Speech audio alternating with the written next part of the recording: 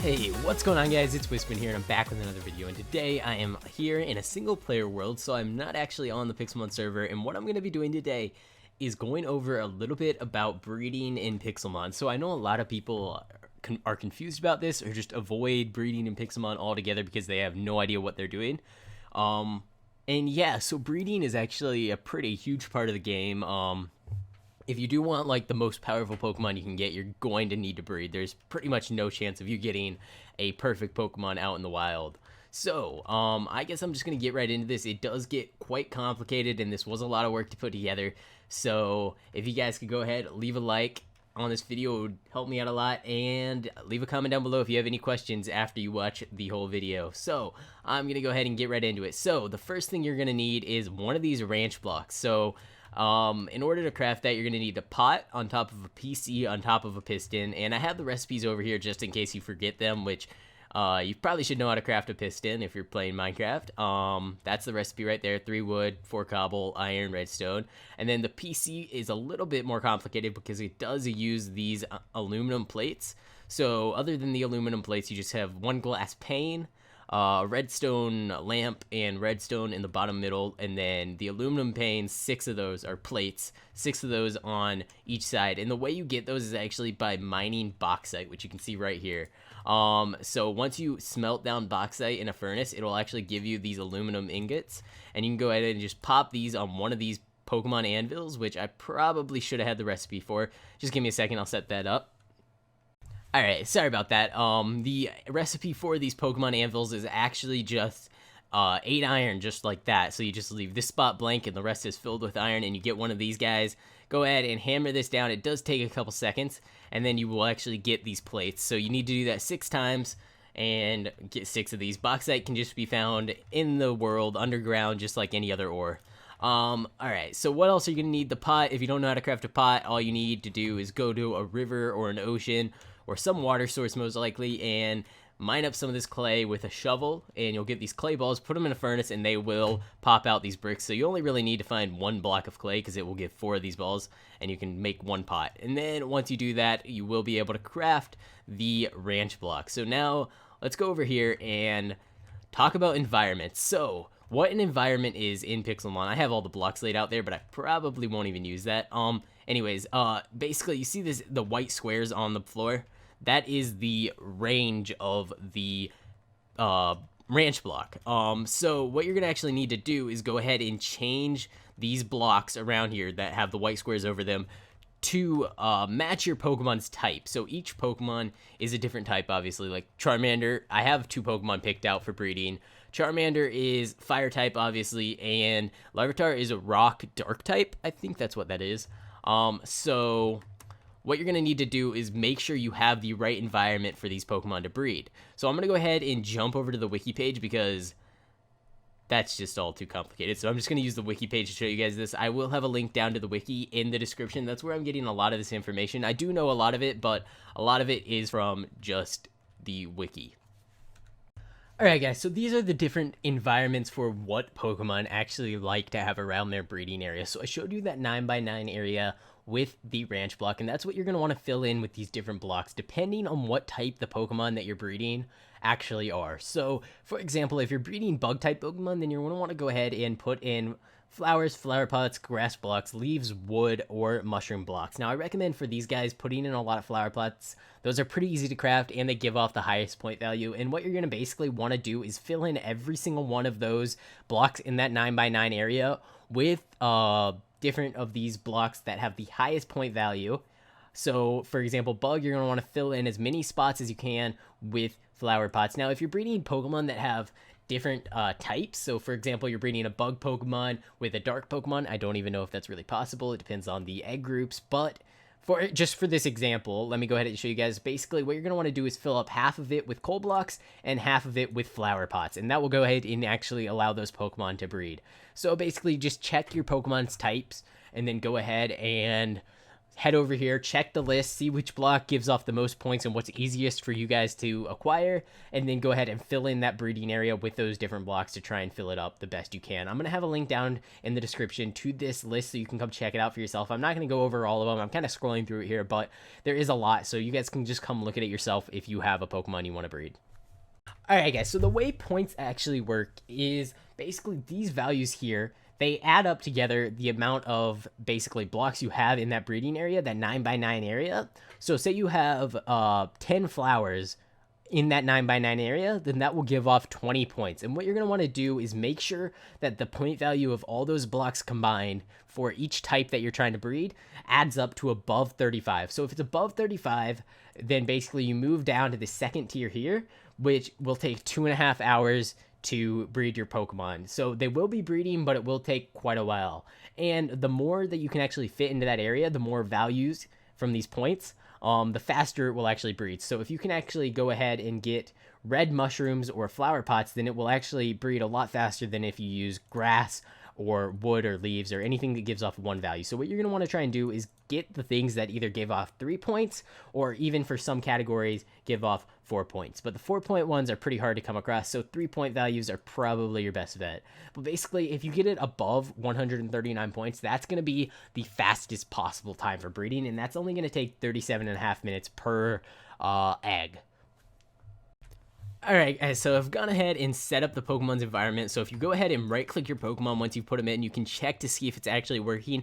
And it says Charmander is more attracted to Larvitar every day, and it says the same thing for Larvitar. So that means that it is breeding. It is not going to be the fastest possible breeding situation, but just due to the difference in their types, it's kind of hard to get that set up perfect. But they will breed, so that is a good thing. And if you actually get these Izzy's I don't know how to say the name, golden hourglasses, which you can get from boss drops as well as Poke Loot, and I guess on certain servers they might sell them to you. You can go ahead and right click your breeding ranch and it will actually increase the breeding level, so you can go ahead and click it. If you have 5 of them, you can skip the entire process of breeding and instantly go ahead and claim your egg. So now eggs actually take quite a while to hatch. The way you can hatch them is just by walking around or running around or even getting in a boat and swimming or flying or anything. Just traveling distance is how you hatch them. Depending on the egg, it is a different time for the how many steps you have to go, but it's usually anywhere between 5,000 and 15,000 steps, I think. I'm not too sure about that, but it does take quite a while, so I'm just going to go ahead and skip over the process of me hatching this egg so I can show you guys that we did actually go ahead and get a Pokemon out of this situation here. Alright guys, so I'm not actually going to go ahead and hatch that Pokemon. It was taking way too long, but I'm going to go ahead and show you some other things about breeding, like which Pokemon can breed with which Pokemon and some other things. So basically the way Pokemon, if they can breed with another Pokemon, the way that's determined is by egg group. So if a Pokemon is in the same egg group of another Pokemon, then they can actually go ahead and breed together. So I'm going to go ahead and just open up a few of these. Let's just open up just a few random ones. So here we go. All right, so let's go ahead and start with the Amphimora, whatever something egg group.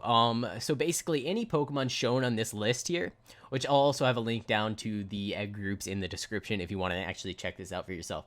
But for example, a Grimer up here can actually breed with a Lampet. It can breed with a Slugma. It can breed with a Ralts, Drifloon. Just any Pokemon on this list can actually breed together. Doesn't matter level, doesn't matter which evolution stage they're at. It doesn't matter anything like that. Just matters basically what egg group they are actually in. So let's go over to Bug. As you can see, all the different Bug Pokemon that fit into this group can actually all breed together. Fairy, which this isn't actually in the type. Alright, and then Fairy, which we have here. All these Pokemon can breed together. Flying, they can all breed together. So what I'm basically just showing you guys is there are all these different egg groups, and all of these different egg groups can breed with Pokemon in the same egg group. So with the exception of, let me go ahead and show you guys the 2 exceptions. There are the undiscovered egg group, which is all of these Pokemon here. They cannot actually breed whatsoever. So none of these Pokemon here can breed at all. Yeah, so let me go ahead and show you guys Ditto. So basically the way Ditto works is Ditto breeding with any Pokemon in the game other than the undiscovered egg group. So he can't breed with those.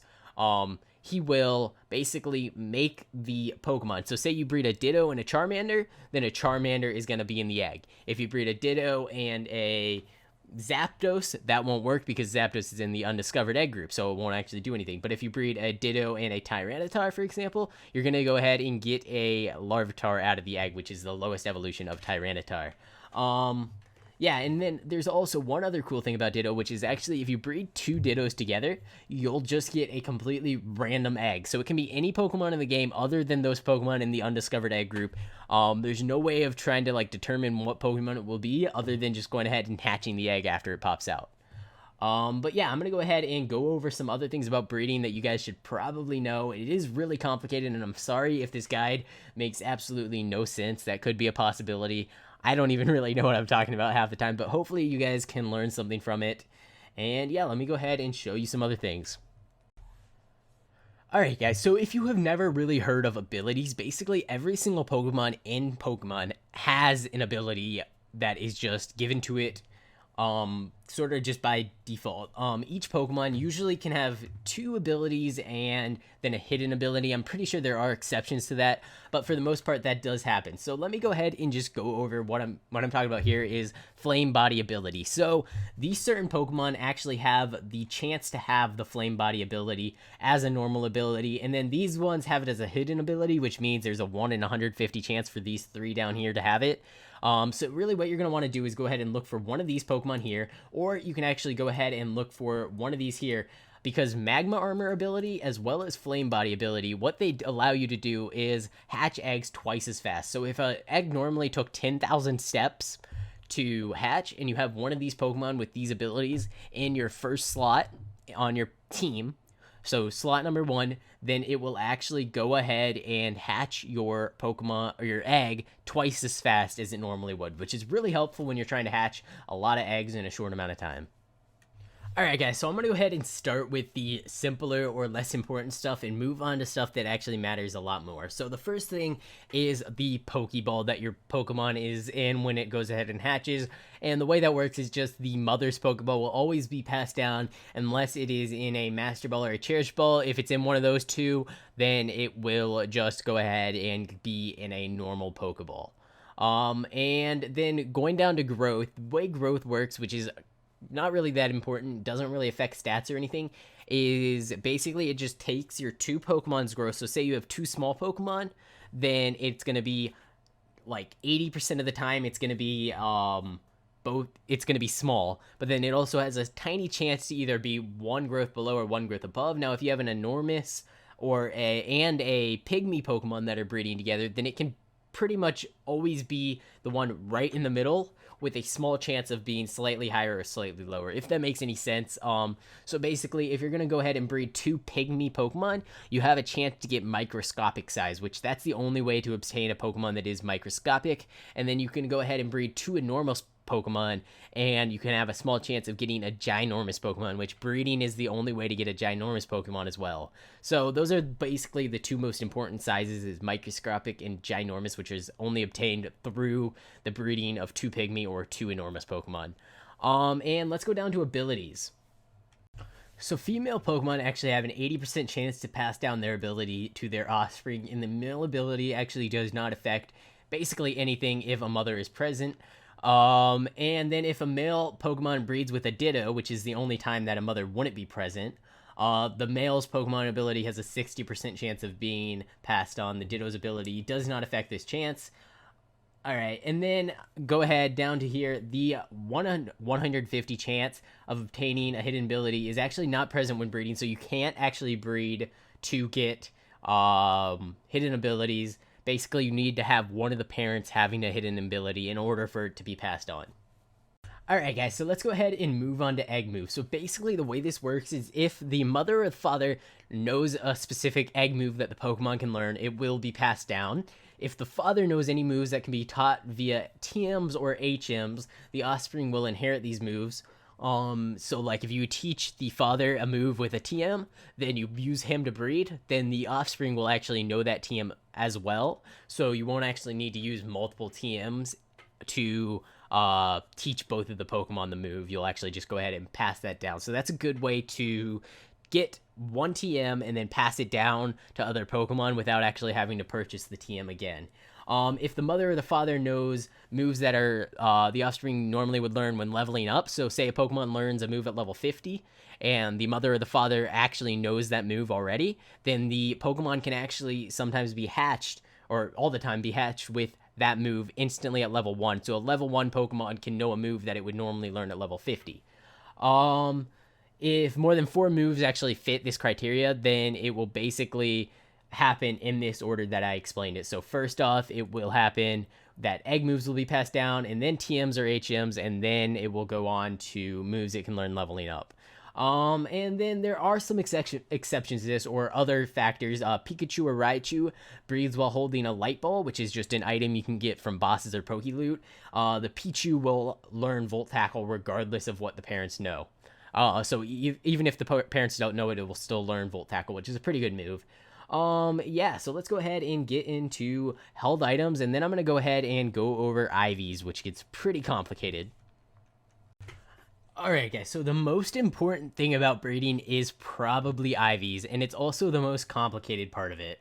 So basically the way it works is combined the two parents will pass down 3 random IVs to their offspring. These IVs will not overlap each other, so the mother and father cannot pass the same IV, obviously, that makes sense. So basically, each Pokemon, if you don't even know what IVs are, every single Pokemon in Pokemon has 6 different categories for IVs, and IVs actually affect stats. So the way this works is HP, special attack, special defense, attack, defense, and speed. I believe I got all of them there. They each have a number ranging from 1 to 31, and the higher the number, the better the stats of the Pokemon will actually be. So what you're going to want to do is try to get a Pokemon that has 5 or 6 of those stats all maxed out at level 31, and that is kind of a very long, time-consuming, and difficult process, but it is possible. I went ahead and actually did it in my last series. I did a lot of it off camera just because it does take a really long time to do. But yeah, so it is possible, but it is difficult. And so basically the way this works is if your parents have different IVs, then they will pass down 3 of those, and 3 of them will be random. So that isn't really the best way to do it, is just by luck. What you're going to want to do is actually go ahead and use these different items to help you out. Alright guys, so if you go ahead and give your Pokemon a Destiny Nut, then instead of the 3 IVs that the parents would normally pass down, they will pass down 5 IVs. So if your Pokemon are getting to the point where they actually have a lot of good numbers there, a lot of high IVs, then you can go ahead and put one of these Destiny Nuts on there, and then you'll be more likely to pass down those good IVs. And then another held item that you can give your Pokemon is an Everstone. And if your Pokemon is holding an Everstone, that will just automatically pass down the nature. So say you get a Pokemon with a nature that you like, then you can go ahead and use an Everstone to automatically pass down the nature every single time.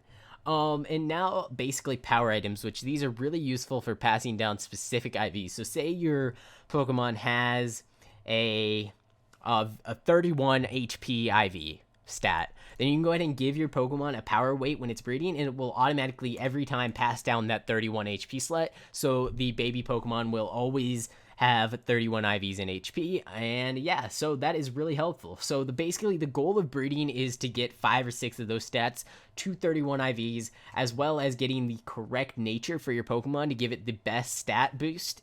And yeah, and you can also use it to get egg moves, abilities, growth, Pokeballs, everything that I kind of went over in this video. I'm sure I missed a lot of things, and I'm sure that a lot of it didn't make any sense, but I tried my best. So hopefully you guys can learn something from this, or at least start to learn something about breeding in Pixelmon, because I know a lot of people just avoid it altogether because they have no idea what's going on. But yeah, so one last thing, which it says right here, basically this is huge. Not really huge, I guess it's not really a big deal at all, because it's still a very tiny chance. But if you guys want to have a better chance of getting shiny Pokemon from eggs, if each Pokemon has a different original trainer, then the chance of it being shiny when they breed together is actually double. So if normally it's 1 out of 8,000, then now it's 1 out of 4,000, if that makes sense, if you use Pokemon that have different original trainers. Now, really, that's probably not something you really want to bother with. The chance is still huge, so you're basically never going to actually get one. But it's something to think about, I guess. But yeah, guys, I'm gonna go ahead and end this video here. If I missed something, make sure to let me know down in the comments. And if you have any questions, make sure to let me know down in the comments as well. And I will try to get back to all of you guys. Now, I want to say I'm not like an expert in Pokemon breeding, so I've learned a lot of stuff just when making this video. Yeah, guys, so thank you guys so much for watching. I am sorry if this didn't help at all. I don't know if it even helps, really, but I wanted to do it for some people that were having a couple issues with breeding. Thank you guys so much for watching, and I will see you next time.